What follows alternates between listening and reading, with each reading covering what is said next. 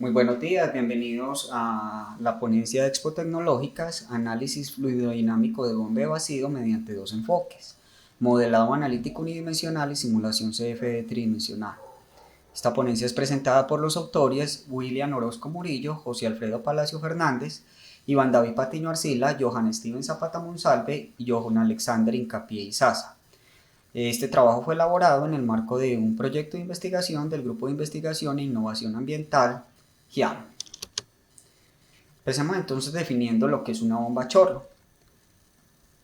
Permítanme, yo activo por acá el puntero láser.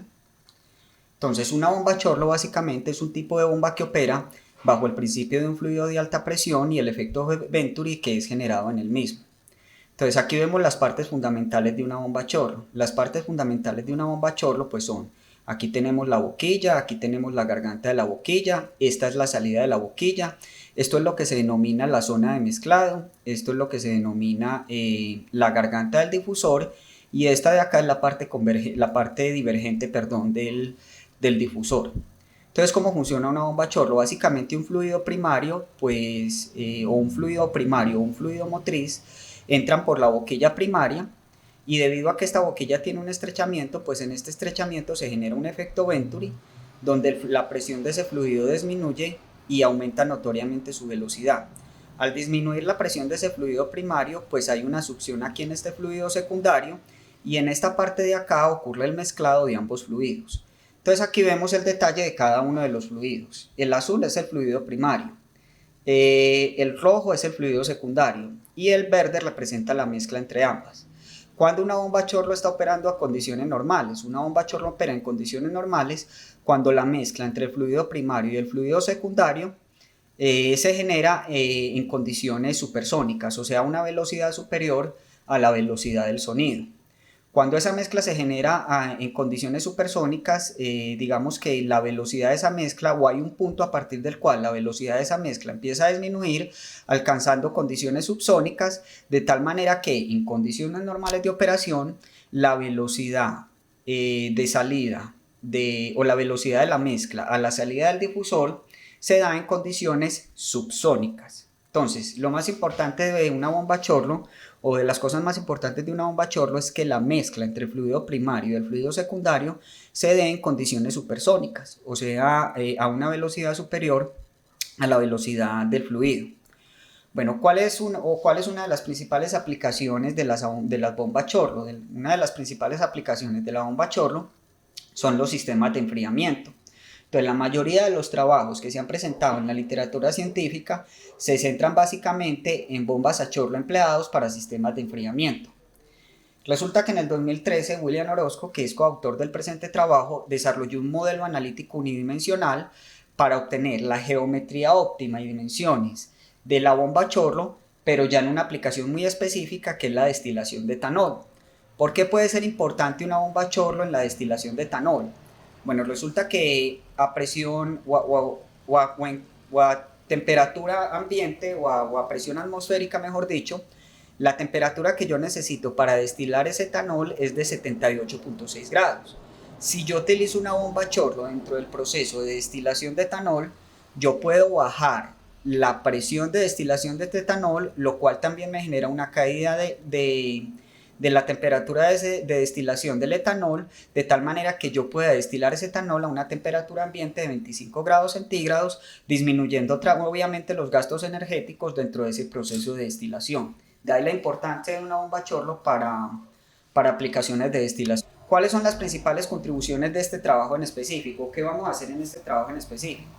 En este trabajo, mediante simulación computacional, vamos a ver cuál es la influencia de la combinación de dos parámetros de entrada en el desempeño de la bomba chorro, y los parámetros que vamos a considerar son la presión del fluido motriz o la presión del fluido primario y la posición de la boquilla primaria. Los parámetros mediante los cuales vamos a cuantificar el desempeño de la bomba chorro, o sea, los parámetros de salida, van a ser básicamente el coeficiente de arrastre, este de acá, que también se denomina radio de flujo másico y que representa por la letra W, el radio entre la presión de entrada o la presión del primario y la presión de la garganta de la boquilla, y la velocidad en la garganta de la boquilla. Además vamos a hacer un análisis detallado de las gráficas de contorno, del número de Mach y de la presión total para determinar si la bomba chorla está operando o no bajo condiciones normales. Bueno, entonces aquí vamos a ver cuál es la metodología de análisis. Lo que vemos aquí es un resumen muy corto de lo que es el modelo unidireccional que se desarrolló previamente o que desarrolló el docente William Orozco previamente. Este modelo unidireccional, para que sea aplicable, se deben cumplir algunas suposiciones. Las suposiciones que se deben cumplir son las siguientes. Primero que todo, que la presión de ambos fluidos, y cuando hablo de ambos fluidos son el primario y el secundario, que la presión en la cámara de mezclado debe ser la misma, que el fluido debe ser considerado estacionario y unidimensional, que el flujo debe ser adiabático, que los esfuerzos cortantes en la pared pueden ser despreciados, en la pared de la bomba, que el fluido en la bomba se comporta como un gas ideal, que el flujo es isentrópico, que ambos fluidos, tanto el primario como el secundario, son reversibles desde su origen hasta la parte donde los dos se mezclan, que el mezclado es completo y que la velocidad es supersónica a la entrada de la garganta del difusor, que la velocidad de la mezcla comprimida a la salida del difusor es despreciable comparado con las otras velocidades, y que la presión de ambos fluidos en la zona de mezclado es menor que el límite de inflamabilidad del etanol. Entonces, bajo estas suposiciones, el docente William Orozco, como decíamos, desarrolló un modelo analítico que básicamente me permite calcular. Entonces, mediante este procedimiento que vemos aquí a la izquierda, yo puedo calcular las dimensiones óptimas de la bomba chorlo para que ella me genere un coeficiente de arrastre de 0.5. Y una vez he calculado esas dimensiones óptimas, puedo calcular algunas variables adimensionales, como por ejemplo el número de Mach, que me permiten cuantificar el desempeño de la bomba chorlo. No vamos a dar detalle de las ecuaciones de ese modelo analítico, pero las mismas están resumidas en el trabajo extenso por si están interesadas en las mismas. Esto pues por cuestiones de tiempo no podemos dar detalles ahora de ese modelo. Bueno, entonces aparte del modelo analítico vamos a implementar un modelo computacional. Entonces, para implementar el modelo computacional, el cual se implementó en ANSYS Fluent, básicamente lo primero que se hizo fue que se definió una geometría y un material para el fluido. Entonces la geometría que se definió pues es esta que vemos acá, donde simplemente consideramos la mitad del dominio del fluido, ya que esa bomba chorro es simétrica. Entonces debemos prescribir un plano de simetría, pues con el objetivo de reducir el tiempo de cómputo. Y digamos que las dos variables que nosotros variamos, o los dos parámetros de entrada que se variaron para estudiar el desempeño de la bomba chorro, fue la presión a la entrada de la bomba, que vendría a ser esta de acá. Se varió entonces esta presión a la entrada de la bomba, vamos a llamarla, en el trabajo la llamamos P sub P, vamos a ponerle P sub P. Y el otro parámetro que se modificó fue la distancia entre la boquilla primaria y la boquilla secundaria, que simplemente la vamos a denominar como una distancia, que en este caso es X sub P. Esos fueron los dos parámetros fundamentales que se variaron. Aquí vemos entonces una foto de cómo quedó la malla final. Como vemos, es una malla bastante densa. ¿Y cómo se determinó ese tamaño final de malla? Se hizo un análisis de dependencia de malla, donde tuvimos en cuenta la norma del error relativo L2 y el tiempo de cómputo. Con base en esos dos parámetros, o con base en el comportamiento de esos dos parámetros versus el número de nodos, pues logramos determinar cuál era la malla más adecuada para nuestro problema. Para esa malla que elegimos, la gráfica del sesgo es la que vemos acá. Este vendría a ser el histograma del sesgo, y como podemos ver, la mayor parte de los elementos pues están más cercanos a 0 que a 1. Como la mayor parte de los elementos están más cercanos a 0 que a 1, pues podemos decir que la mayor parte de los elementos de esa malla son elementos de muy buena calidad. Bueno, para las condiciones de frontera tuvimos en cuenta las siguientes condiciones.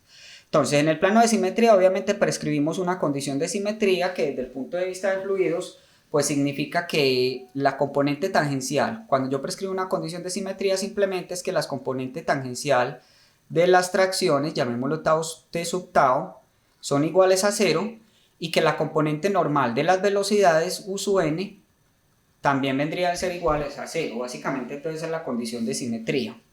Bueno, también prescribimos unas condiciones de presión. Recordemos que aquí prescribimos una presión que es lo que denominamos la presión de entrada o la presión del fluido primario, que esa presión del fluido primario pues la representamos por P sub P y que es una de las variables que vamos a modificar en este estudio paramétrico. Y aquí prescribimos otra condición que fue la presión en el fluido secundario. Esa presión se tiene que mantener en 8 kilopascales con el objetivo de hacer una destilación azeotrópica del etanol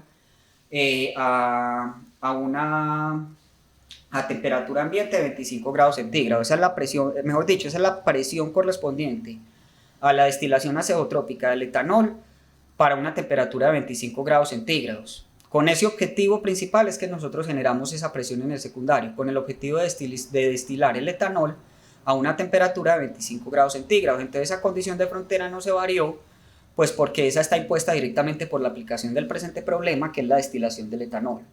Bueno, aquí se prescribió una presión a la salida del difusor, y en la pared pues se consideraron unas condiciones tipo pared y se utilizaron las funciones estándar tipo pared que tiene ANSYS. Las ecuaciones gobernantes que resuelven el problema, recordemos que son conservación de masa, conservación de energía y el modelo de turbulencia K epsilon. Como pueden ver, son ecuaciones bastante complejas, de las cuales nos vamos, por cuestiones de tiempo, pues no vamos a dar el detalle en este momento, pero las mismas están resumidas en el trabajo extenso. Vamos a ver entonces la parte de resultados, y lo primero que vamos a hacer es que vamos a comparar el modelo analítico unidimensional con las simulaciones CFD numéricas. Entonces, tenemos que tener en cuenta que para las variables globales, ambos modelos, el modelo analítico unidireccional y el modelo CFD, o ambos resultados, los resultados analíticos y los resultados numéricos CFD fueron relativamente similares. Por ejemplo, para una posición de x igual a 8.5 milímetros, recordemos que xp es la posición de la boquilla primaria respecto a la secundaria. Entonces, para una posición de xp igual a 8.5 milímetros, una presión de entrada de 70 kilopascales y un coeficiente de arrastre de 0.5, el flujo másico a la entrada de la bomba obtenido mediante la solución analítica fue de 7.79 por 10 a la menos 4, mientras que el obtenido por la solución CFD fue de 8.586 por 10 a la menos 4, lo cual genera una diferencia relativa de 9.15%, que es una diferencia aceptable, considerando la gran cantidad de simplificaciones que tiene este modelo analítico unidireccional. Recordemos que este es un modelo 1D y este es un modelo 3D. Entonces, para ser modelos tan dispares, pues realmente esta diferencia es aceptable. Eso para la variable global, o para esta variable global, que es el flujo másico a la entrada de la bomba. Sin embargo, si ya consideramos variables locales, pues ya la diferencia entre los dos modelos es mayor. Por ejemplo, para estas 4 variables dinámicas que consideramos acá, que básicamente son números de Mach, por ejemplo es el número de Mach del fluido secundario a la salida de la boquilla, este es el número de Mach del fluido secundario, el número de Mach, perdón, de la mezcla a la entrada del difusor, y este es el número de Mach de la mezcla a la salida del difusor. Para estas variables adimensionales puntuales, estos ya son variables puntuales, ya no variables globales sino puntuales, pues ya la diferencia relativa entre ambos modelos ya es mucho mayor. Bueno, el segundo resultado que vamos a ver es la influencia de la posición y la presión de la boquilla primaria en el desempeño de la bomba chorro. Recordemos que se consideraron 3 parámetros para cuantificar el desempeño de la bomba chorro. El primer parámetro fue el coeficiente de arrastre, y como podemos ver en esta gráfica, pues todas las gráficas o todas las curvas correspondientes a la posición de la boquilla primaria convergen en una sola curva. ¿Qué quiere decir eso? Que la posición de la boquilla primaria en este caso no tiene una influencia significativa en el coeficiente de arrastre de la bomba. Lo mismo no pasa con la presión de entrada. Mire que conforme yo voy aumentando la presión de entrada, ese coeficiente de arrastre de la bomba pues va disminuyendo pues considerablemente.